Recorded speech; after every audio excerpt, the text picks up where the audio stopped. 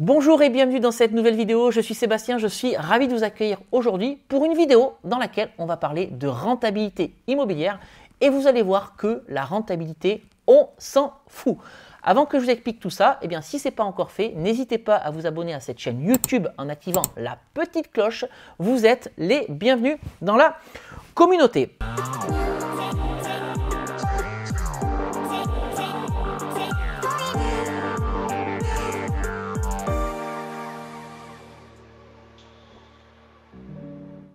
Alors revenons-en au sujet du jour, la rentabilité. Souvent, on me demande au travers de mails ou au travers de commentaires sur les réseaux sociaux, quel est le minimum de rentabilité à atteindre quand on souhaite faire de l'investissement immobilier? Eh bien, la réponse est claire. La rentabilité, on s'en fout. Oui, vous m'avez bien entendu, la rentabilité, on s'en fout. Parce que sur un investissement immobilier, ce n'est pas du tout la rentabilité qui compte. Ce qui compte, c'est le cash flow. Et je vais vous expliquer pourquoi. Votre boulot en tant qu'investisseur immobilier, c'est quoi? C'est de trouver le juste équilibre entre la valeur patrimoniale du bien, d'accord, et le fait que votre bien soit rentable. Mais attention, pas rentable au sens rentabilité du terme, mais rentable au sens cash flow du terme. Et pour ça, je vais m'expliquer. On va voir ensemble ce que c'est la rentabilité et on va faire un peu de maths. J'adore ça, j'adore les maths et normalement, si vous savez faire des divisions, c'est ce que vous avez dû voir au cours de CM2, vous allez comprendre comment calculer une rentabilité. Et là, il y a trois types de rentabilité. La première rentabilité, c'est la rentabilité brute. Comment elle se calcule? Elle se calcule avec le loyer annuel au numérateur et on va venir le diviser par le coût total d'acquisition du bien. Et quand je parle coût total d'acquisition du bien, je parle du bien immobilier, mais également des travaux, des frais notaires, des frais de garantie bancaire. Ok, on embarque tout ça. Ça, c'était la rentabilité brute. Maintenant, on va regarder et s'intéresser à la rentabilité nette. C'est quoi la rentabilité nette? Eh bien, c'est au numérateur la différence entre le loyer annuel et les charges. Et on va diviser tout ça par le coût d'acquisition. Et puis, il y a une troisième rentabilité dont vous avez peut-être entendu parler, c'est la rentabilité nette. C'est quoi cette rentabilité nette? Eh bien, c'est au numérateur le loyer annuel, moins les charges, moins les impôts, et on va diviser tout ça par le coût d'acquisition. Attention, je vous rappelle que le coût d'acquisition, c'est le montant du bien immobilier, les travaux, les frais notaires, les frais de garantie bancaire, éventuellement les frais de dossier bancaire, etc., etc.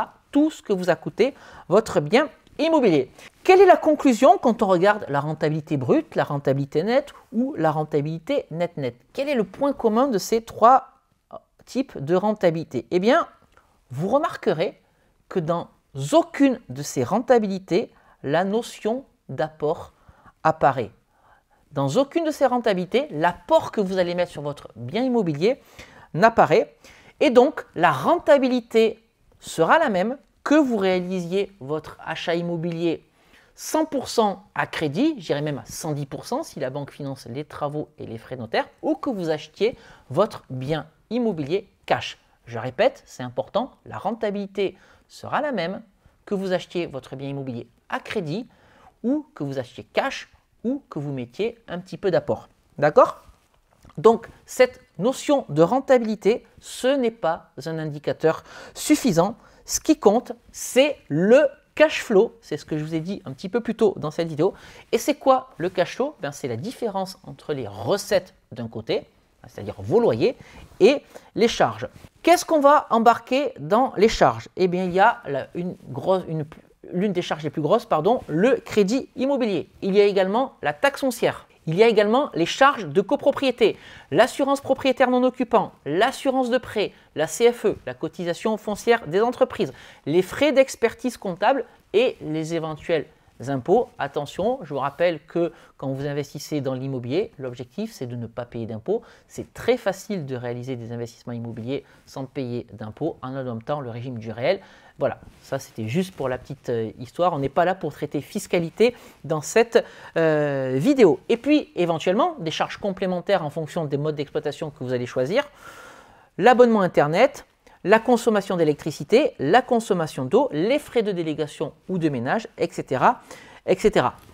Maintenant, pour aller plus vite, lorsqu'on est en visite sur un bien immobilier, on a pour habitude de faire un calcul assez simple.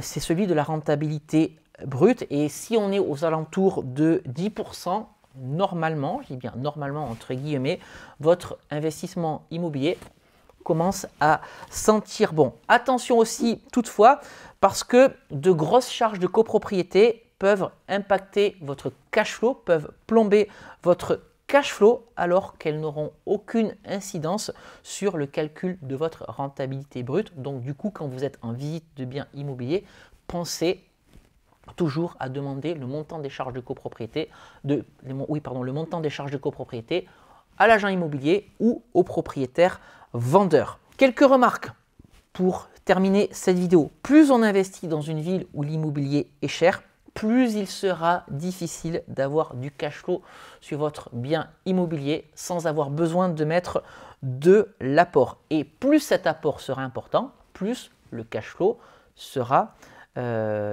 positif et important forcément, puisque cet apport va venir diminuer la mensualité de crédit immobilier.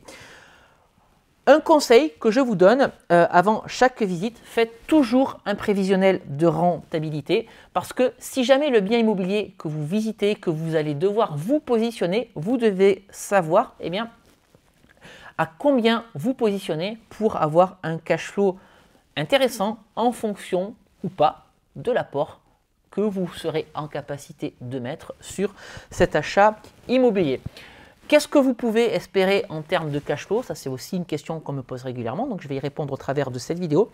Une moyenne en location normale, et quand je parle de location normale, je ne parle pas de colocation, je ne parle pas de location courte durée, c'est d'avoir un cash flow qui varie entre 50 et 100 euros par tranche de 100 000 euros d'investissement. Un cash flow de 50 ou 100 euros par tranche de 100 000 euros empruntés.